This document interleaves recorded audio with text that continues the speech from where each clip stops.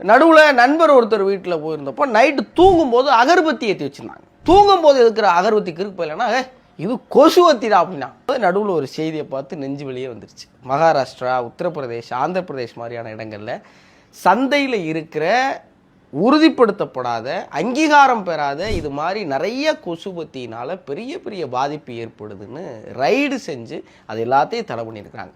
நீங்கள் இது மாதிரி கொசுபத்திலாம் வாங்குறீங்க அப்படின்னா தயவு செஞ்சு ரொம்ப கவனமாக அதோடைய பின்பகுதியில் சிஐஆர் அப்படிங்கிற அந்த உறுதிப்பாடு இருக்கா, ரிஜிஸ்டர் பண்ணியிருக்காங்களான்னு செக் பண்ணிக்கோங்க. இல்லைன்னா இதுக்குள்ளே கெமிக்கலால் செய்யப்பட்ட அந்த விஷயங்கள்னால் வர்ற புகை நம்ம சுவாச குழாயில் பல்வேறு பிரச்சனைகளை ஏற்படுத்துது, அலர்ஜி ஏற்படுத்துது, உடம்புக்கு கேடு விளைவிக்கக்கூடிய நச்சுத்தன்மை அதிகமாக இருக்கிற மெஃபர்ஃப்ளூட்ரின், டைமெஃப்ளூட்ரின் மாதிரியான கொடுமையான பொருட்கள் இதில் ரா மெட்டீரியலாக பயன்படுத்தப்படுதுன்னு சொல்கிறாங்க.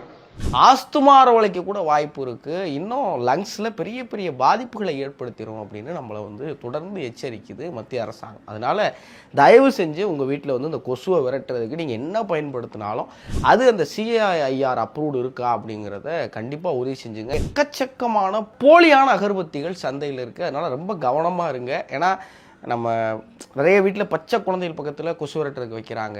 நம்மளே நிறைய நேரங்களில் பயன்படுத்துகிறோம். இது பாதிப்பை ஏற்படுத்திடக்கூடாது அப்படிங்கிற முக்கியமான அவேர்னஸை நீங்களும் தெரிஞ்சுங்க. உங்கள் நண்பர்களுக்கு இதை பகிருங்க. கவனமாக இருங்க. ஏன்னா இது முக்கியமானது, உடல் கடந்து உயிர் சம்மந்தப்பட்டது.